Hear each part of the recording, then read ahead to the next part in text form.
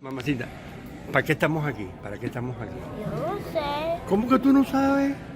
¿Tú no sabes por qué? ¿Tú no sabes por qué estamos aquí? No sabes. A ver, Santi, ¿por qué estamos aquí?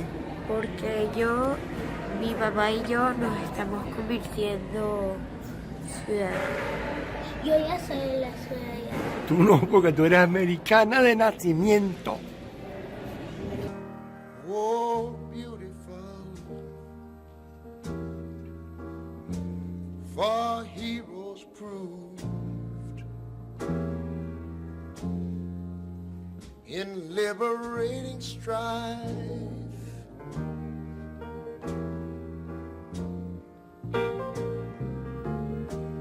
Who more than self their country loved, and mercy more than life.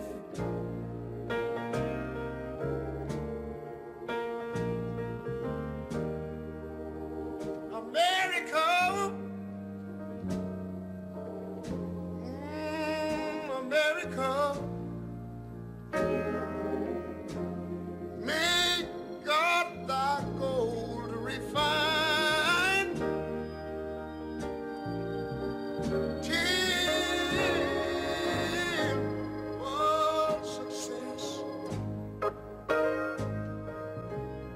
be nobleness and every gain divine. When I was in school, you know, we used to sing it something like this. Oh, beautiful, for spacious skies, for amber waves of grain,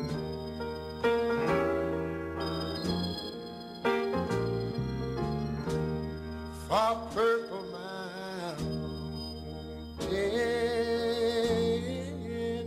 majesties, above the fruited plain. Look here, I'm talking about America, sweet America. You know, God done shed his grace on thee. He crowned thy good, saving brotherhood from sea to shining sea.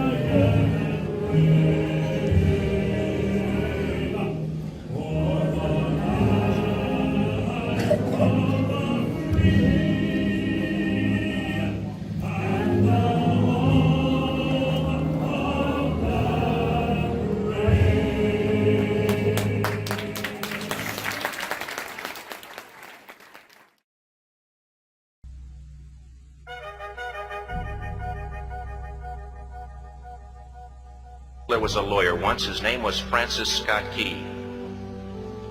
He penned a song that I'm sure you're aware of. You've seen it. It's in most hymnals throughout our churches. It's called the national anthem.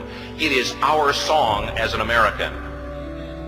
We go, however, to a ball game. We stand in our church services and we sing the words of that song, and they float over our minds and our lips, and we don't even realize what we're singing. Most of us have memorized it as a child, but we've never really thought about what it means. Let me tell you a story. Francis Scott Key was a lawyer in Baltimore. The colonies were engaged in vicious conflict with the mother country, Britain. Because of this conflict and the protractedness of it, they had accumulated prisoners on both sides. The American colonies had prisoners and the British had prisoners. And the American government initiated a move. They went to the British and they said, let us negotiate for the release of these prisoners. They said, we want to send a man out to discuss this with you. They were holding the American prisoners in boats about 1,000 yards offshore. And they said, we want to send a man by the name of Francis Scott Key. He will come out and negotiate to see if we can make a mutual exchange. On the appointed day in a rowboat, he went out to this boat and he negotiated with the British officials.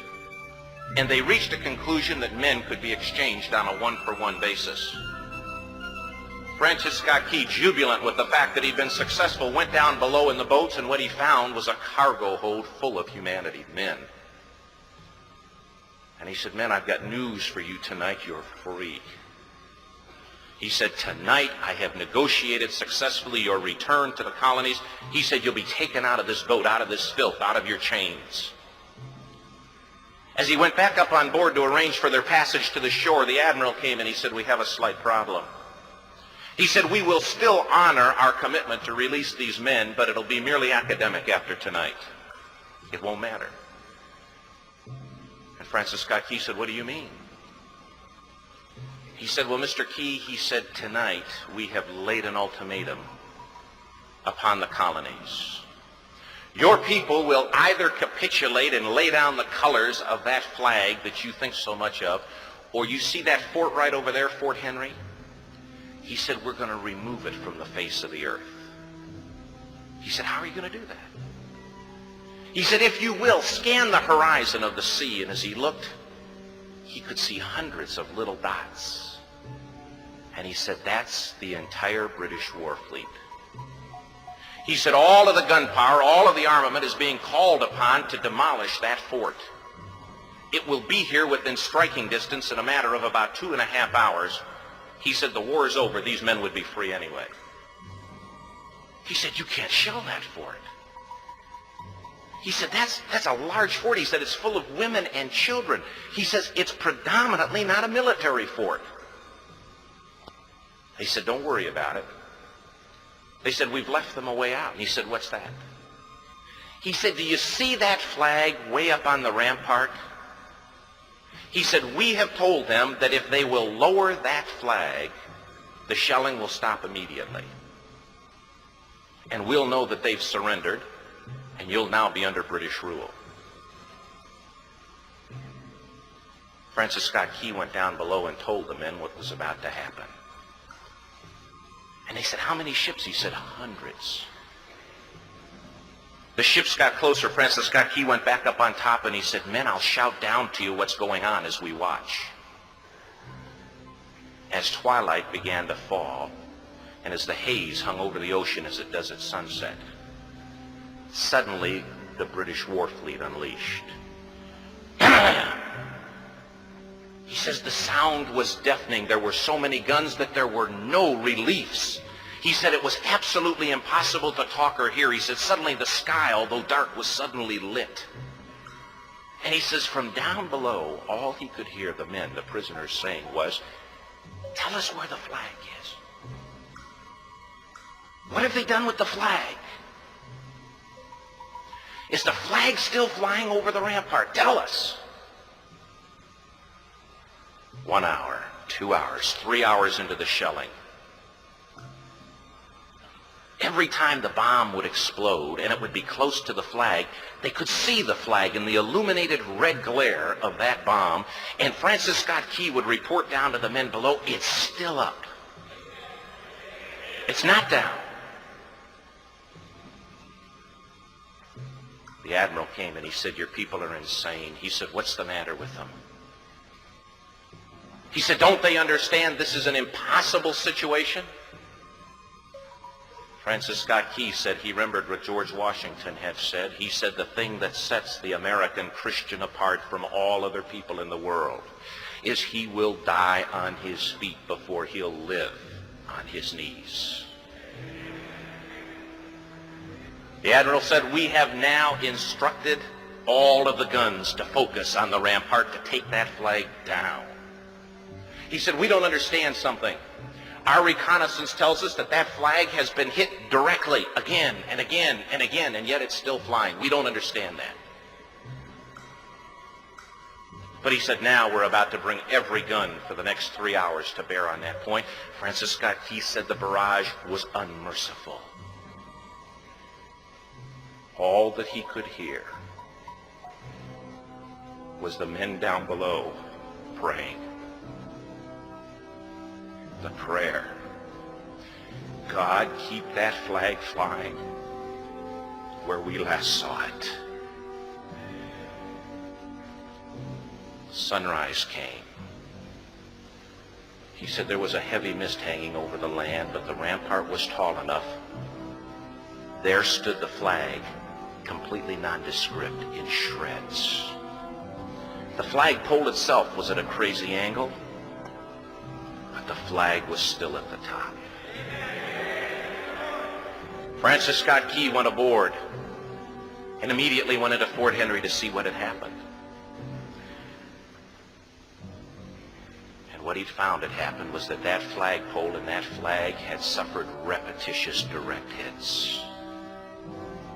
And when it had fallen,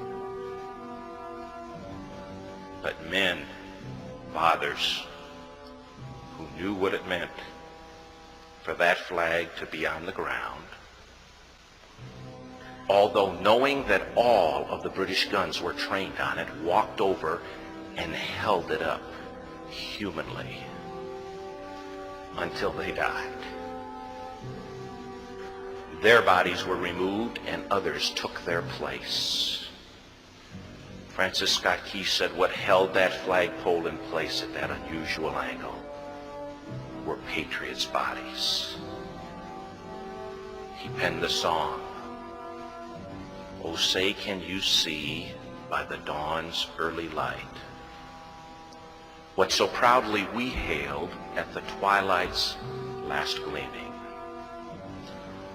Or the rocket's red glare, the bombs bursting in air, gave proof through the night that the flag was still there.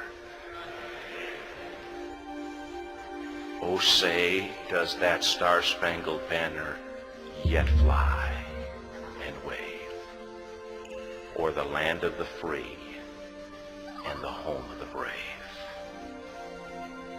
The debt was demanded. The price, it was paid. Oh, say, can you see by the dawn's early light what so proudly we hailed at the twilight's last gleaming, whose broad stripes and bright stars through the perilous fight o'er the ramparts we watched were so gallantly streaming, and the rockets break through, the bombs bursting in air gave proof through the night that our flag was still there. Oh, say, does star-spangled banner yet waves o'er the land of the free and the home of the brave. Oh, say does that star-spangled banner yet wave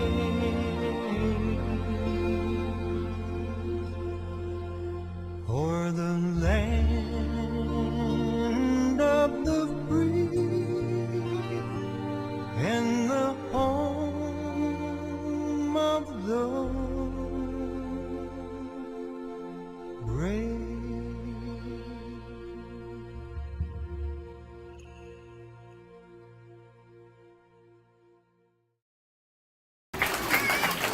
Vietnam 1, Venezuela 11, Haiti 24. I hereby declare on oath that I absolutely and entirely renounce and swear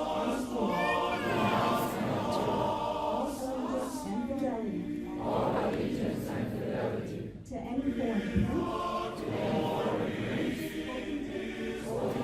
state or sovereignty of whom or which I have heretofore